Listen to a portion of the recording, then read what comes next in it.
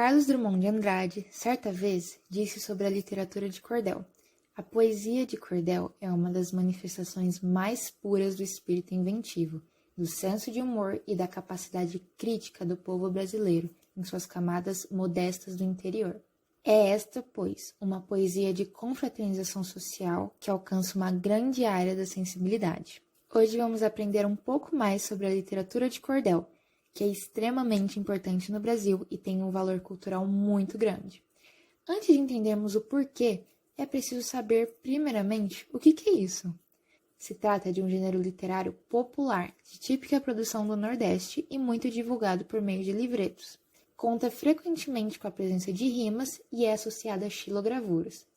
Agora vamos descobrir mais sobre esse gênero então, começando pela sua origem. O cordel, na verdade, é uma herança nossa, pois nasceu em Portugal, lá pelo século XI, com o trovadorismo medieval. Para quem não lembra, o trovadorismo era um movimento literário e poético composto por cantigas de diferentes tipos, como a de amor e a de amigo, por exemplo.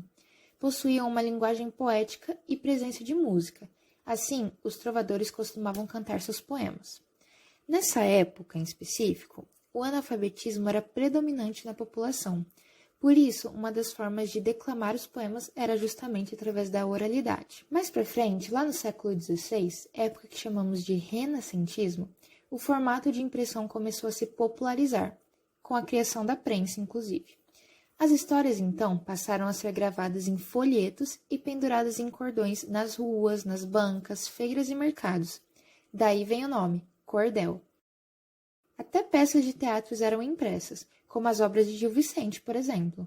Aí sim, com a chegada dos portugueses ao país, a literatura de cordel veio junto, se tornando uma prática no Nordeste. Na segunda metade do século XIX, começaram as impressões de folhetos brasileiros, que não eram meras cópias de Portugal, não. Eles já contavam com suas características e temas próprios. Temas esses que retratavam o cotidiano, lendas, temáticas que são religiosas, mas não deixavam de incluir fatos históricos. Além dos próprios cordelistas, haviam também os repentistas, que fazem seus poemas juntamente com a presença da música, bem semelhante ao que eram os trovadores. No entanto, eles realizam sua arte de forma improvisada. Por isso, repentistas, de repente. E foram responsáveis por também popularizar a literatura do cordel no Brasil. Você é onde nasceu, Paulista é minha cidade. Diga qual é sua idade, 60 Deus já me deu.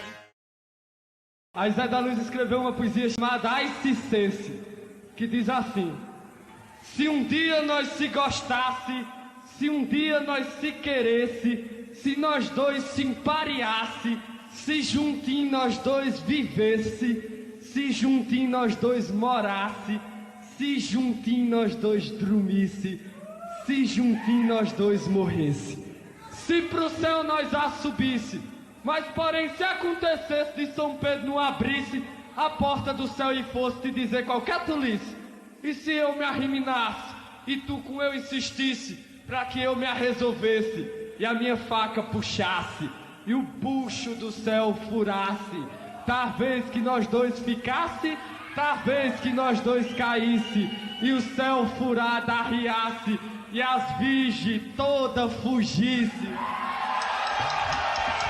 Esse poema trata de um casal de apaixonados que passa toda a vida juntos. O autor pensa que quando chegasse ao céu, ambos discutiriam com São Pedro, que como consequência tem o homem furando o firmamento e libertando todos que vivem por lá. A partir desse poema, vemos como essa forma de manifestação conta histórias de forma coloquial, utilizando a linguagem regional. São artistas do povo fazendo arte para o povo. Apesar disso, o cordel tem uma métrica específica, com o emprego de versos e o uso de rimas. Você pode fazer um poema de cordel com quadra, sextilha, septilha, oitava, quadrão, a décima e o martelo. Até agora vimos as seguintes características da literatura de cordel: a oralidade, suas temáticas e sua poética. E claro, não poderia ficar de fora a xilogravura. Através dessa técnica, desenhos impressos nos folhetos são criados, usados a fim de ilustrar as histórias. Pelo YouTube afora, existem vários tutoriais ensinando essa técnica tão marcante e especial, que possui contrastes característicos, muito uso da cor preta, por exemplo, e formas simplificadas. Mas, se tratando de estilogravura, não poderia deixar de mencionar o J. Borges, artista contemporâneo importantíssimo do Brasil pela sua arte de cordel, que com certeza vale muito a pena ser conhecido. Nesse Brasil, são muitos artistas de cordel no Nordeste. Alguns dos nomes que se destacam são Cego Aderaldo, Leandro Gomes de Barros e Patativa do Assaré. Sou aquele desgraçado que nos anos atravessados vai bater no Maranhão, sujeitar todo o maltrato, bicho de pé, carrapato e os ataques da tesão.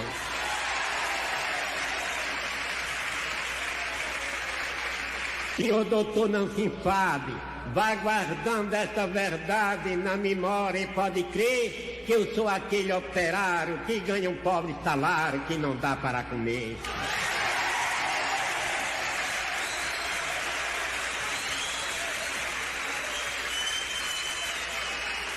O cordel nunca morrerá. Sua importância para o país é claramente comprovada pela comemoração do Dia do Cordelista, em 19 de novembro, criada em homenagem ao nascimento de Leandro Gomes de Barros, nascido na mesma data. Em 1988, a Academia Brasileira de Literatura de Cordel foi criada, tendo sua sede no Rio de Janeiro, e em 2018, o Instituto do Patrimônio Histórico e Artístico Nacional reconheceu a literatura de cordel como patrimônio cultural imaterial do Brasil. Agora que você conhece mais do gênero, é hora de fazer uma atividade.